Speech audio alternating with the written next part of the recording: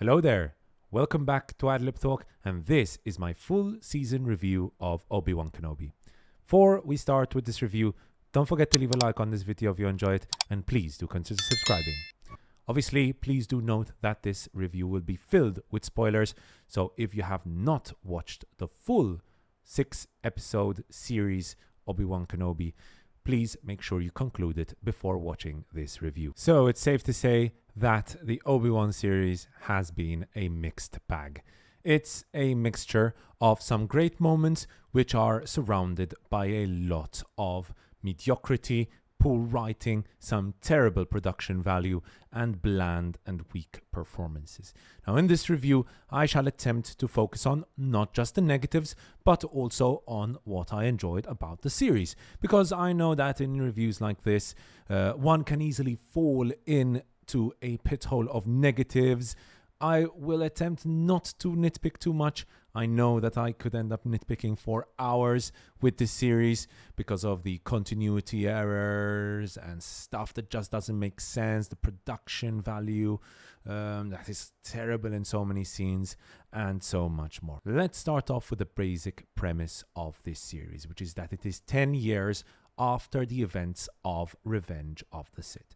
Now, the Jedi have been completely destroyed, whether it's through Order 66 or the hunting of Jedi that took place afterwards, led by Obi-Wan's old apprentice Anakin Skywalker, who now obviously goes by the name Darth Vader. We find our main protagonist in Tatooine. Obi-Wan, at least at the start of the series, is not in the greatest of places. Obi-Wan, who now goes by the name Ben, is a broken man. You can tell he blames himself for what has happened in Revenge of the Sith. We find him hiding on the planet whilst also watching over Luke Skywalker.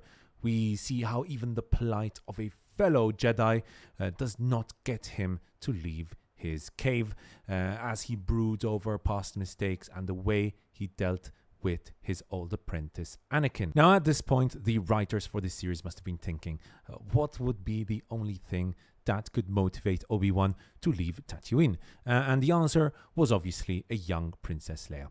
And so we get a contrived subplot involving the capturing of a Princess Leia by the Jedi hunting inquisitors, so as to get Kenobi out of his cave and back into action.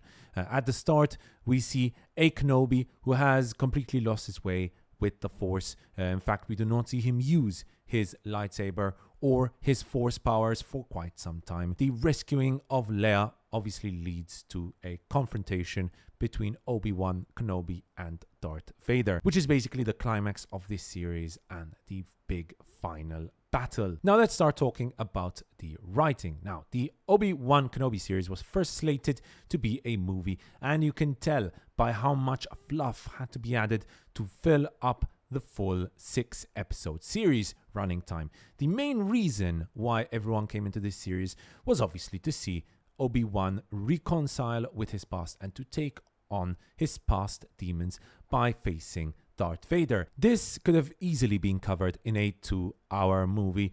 Unfortunately, the failure of the Han Solo movie put an end to that possibility, and instead it was decided that it would be released as a 6-episode series on Disney+. Naturally, this also meant that a lot of subplots had to be added on because of the obvious longer running time. So in come characters like Leia Organa, the young Leia Organa, and Inquisitor Reva. Now, with regard to Leia, like I mentioned in my first review, I find it very hard to criticize a child actor, and to be perfectly honest, Vivian Lyra Blair does a pretty damn good job as the young Leia, and it really shows that she did her homework with this character. Unfortunately, the writing really lets her down, especially because of many of the set pieces she is in are some of the worst of the whole series. Now, Star Wars has had so many releases that one could say it has developed its own specific tropes. Unfortunately, the writing of Obi-Wan has it fall into many of these tropes. The wise father figure who adopts and takes care of a young, promising force-sensitive individual, the tragic villain who is not completely evil but decides to do what is right when all is said and done. The hero having to save the young princess from the evil empire, twice in this case. When have we seen these story beats before? For a galaxy far, far away, the plot of Obi-Wan sure does sound familiar. Anyways, I would forgive these tropes if they were at least done well. And unfortunately, that is definitely not the case, in my opinion, obviously. Focusing on the Leia part of the story, now we see Obi-Wan motivated to leave Tatooine due to her capture. And this is all well and good. He travels to the planet Dayu in episode 2, saves her and escapes. Obi-Wan and Leia escape, but in episode 3, Reva once more captures Leia and takes her to Fortress Inquisitorius. Guess what? Obi-Wan has to save her again in episode 4. This is lazy writing to say the least, and Star Wars, yes, Star Wars and lazy writing do go hand in hand, but this time it is made even more evident due to the very weak direction by Deborah Chow, which unfortunately brings out all the weaknesses of this franchise that we do also love. Deborah Chow definitely did not have an easy job here, but unfortunately her excellent work on The Mandalorian was definitely not replicated here. The cinematography throughout is plain bad, whether it's the fight choreography or the way it's captured, whether it's portraying stuff like the Star Destroyer chasing a small ship. The angles are all wrong. It looks almost ridiculous. The direction of the chase scenes in episode 1 and episode 2, which were just plain amateur. And that's it. It all feels quite amateur, like a fan-made movie. And there's a lot to criticize here. And like I said in the beginning, I do not want to nitpick the whole season.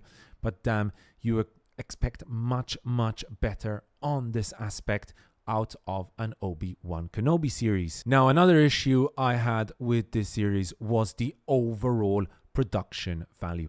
Everything feels very cheap.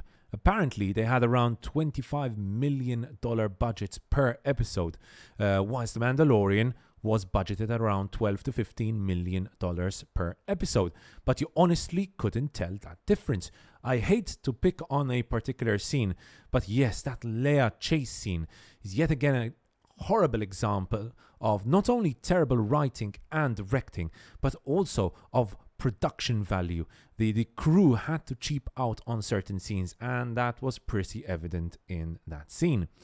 Think about then episode 4, for example, when we've got the ships firing on Reva, which again looked ridiculous. There are obvious reasons for this. The budget, whilst big, is still not comparable to what a Star Wars movie would get as a budget, and obviously that movie budget would be split out only over 2 hours, for example.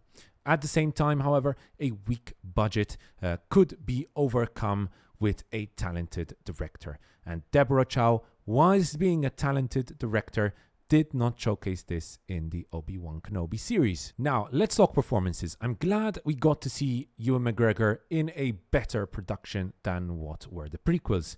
And whilst I was not happy that Kenobi's character lost a lot of the attention midway through the series, I still feel that McGregor's performances is one of, if not the strongest aspect of this whole series. He has a lot of small and big moments. Something simple like that quiet moment in episode 1 as he works in his meat factory, or else the moment he finds out about Anakin being still alive, or even something simple like talking to Leia about the Force. McGregor showcases development of his character excellently. His facial expressions bring out all the pain of what happened to his old apprentice, as well as his own personal trauma of seeing his whole world collapse in front of his eyes, together with the guilt of him playing a part in all of that. After the hype behind Moses Ingram, very talented actress who was excellent in The Queen's Gambit and The Tragedy of Macbeth, I was clearly disappointed in her performance in the first 2 episodes. Now, to be fair to her, she does somewhat improve later on into the series. Unfortunately, the writing for her character does not, as the whole Reva backstory makes absolutely no sense. Her redemption arc is completely unearned, in my opinion. Hayden Christensen is back as Anakin and has two of the series' best moments, which are the training duel between Anakin and Obi-Wan, and then the final standoff between Darth Vader and Obi-Wan. I especially loved the moment when Obi-Wan slashes Vader's helmet and you could see Christensen's face. It's a powerful moment, the dialogue excellent, it's poignant and powerful, and the drama between the two should have been the main focus of the whole series. Now, to be clear, as you can tell, I'm not too happy with this series. It's a big mess which you could nitpick for hours and hours. However, there are moments here, small moments and big moments, which are truly powerful and emotional. The second Darth Vader versus Obi-Wan standoff, great. Seeing Leia talk to Obi-Wan on the truck about her parents and about the Force and so on, great.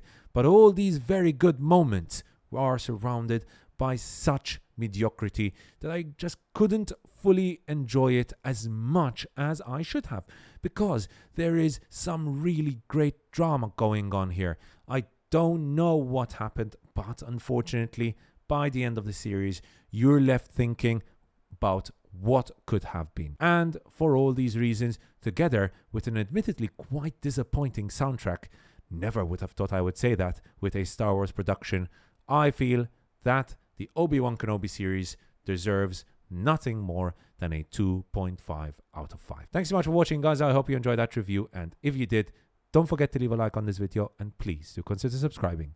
Cheers, and I'll see you guys next time right here on Adlib Talk.